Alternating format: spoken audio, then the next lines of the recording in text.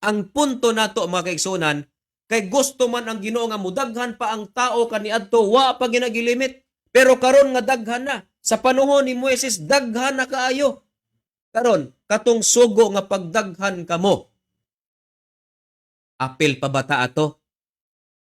Apil pa ba ta ato? Dili na.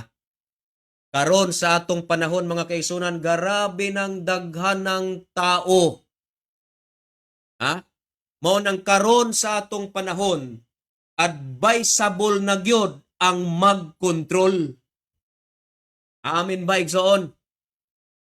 Advisable na gina.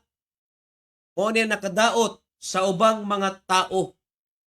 Walay anak, walay trabaho, walay klarong income, magsigig panganak. Katungod na niya, katungod na ninyo, katungod na nato. Why mo bawal, why mo pugong nato, pero ang problema lang mga kaigsunan, kita ra mismo ang naglisod-lisod sa atong kaugalingon kung di ta magkontrol. Wa na ganitay trabaho, magsige pa tag panganak. Unya, og magkalisod na tag maayo, ang pasanginlan dahil nato, gobyerno. Ato na yung ingnon ng gobyerno, way klaro ng gobyerno ha, di maghatag og programa lang namong daghag mga anak. Di na sa gobyerno. Sa na nimo nga nung wa ka magkontrol, nga nung wa ka magpugong, ibaw ka nga wa kay trabaho, magsige kag panganak. Amin ba mga igsoon? May nagsunod-sunod ng gobyerno inigdog ninyo, muingon ang gobyerno, uy, ayaw ipasod. Ayaw pabuntisa. Kay wa kay trabaho di, imo ra gina, imo nang kontrol mo nang sa pangutana. Sa atong panahon, sala ba ang magkontrol? Dili. Gani, mas makatabang pa kini aron dili ka maglisod. Amin ba igsoon? Kanang mga programa sa gobyerno ron nga magkontrol, naaman gihatag man sa gobyerno, di ba naatay gitawag si Sister Mildaya og IUD. Di ba? IUD tangtangan na si Sister Mildaya. Kung nakahatag na po nagkasamok nimo, IUD. Kung sa panang uban, kondom.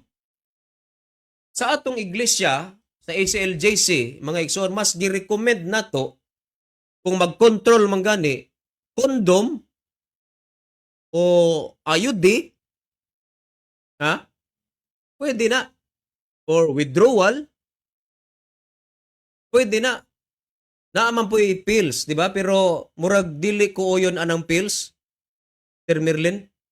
In the long run ko no, sumala sa akong nahibaluan, in the long run ko no nga sige kag inom og pills, murag madaot pud ko no ang babae ana.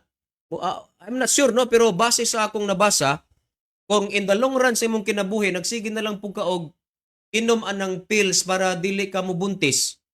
Murag na ako no impact sa panlawas sa babae, pero I don't know no, dili ko doktor no. Dili ko doktor. Pero diri lang ko sa control mismo, dili gid sala ang magkontrol. Dili gid sala. Ha? Ang sala, mo ni dakong sala. Kung buntis na ka, nahibalo kang buntis ka, kay ganahan ka magkontrol, imong patyon, dakong sala na. Bisa pag mo yung kag one day ra na kanang bata nga naa sa sulod sa tiyan sa usa ka babae, ha? Tao na na.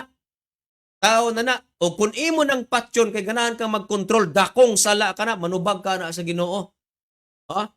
Bisa pag disgrasya na, mo yung kag disgrasya. Di mo ganahan mo ingon ng disgrasya.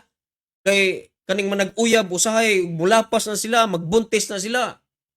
Maing nun magdisgrasya, disgrasya, tinuyo anak gawas atong mga nilugusan, mga nalugos. Like for example, na ay nalugos, unya nabuntis.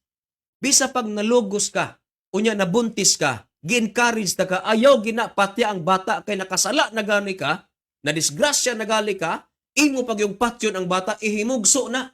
Di na sala sa bata, dakong sala ang pagpatay. Dinhi sa ACLJC mga kaigsonan, dakong X ang abortion. Amen. Dakong X ang abortion. Pero ako mo encourage sa mga single diha, sa mga dili minyo nga kung mabuntis man gani mo, inyong ipakuha. Wa ko mo encourage nga mag-control mo mga young people para di mabuntis. Bawal na sa ato ang mag-una-una. Unya na ginahilabtan ang babae inig kahuman sa kaminyoon. Ha? Nayo bang mga akong mabasahan, nagkontrol di paminyo, nagkontrol ha, dili paminyo? Ano magkontrol man ka? Di man na para nimo ang control. Listen to me.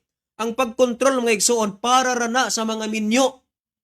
Dili pwedeng magkontrol ang mga dalagag ulitaw kay bawal mo anang buhata. Fornication ang tawag ana. Ang magkontrol dinhira sa mga minyo.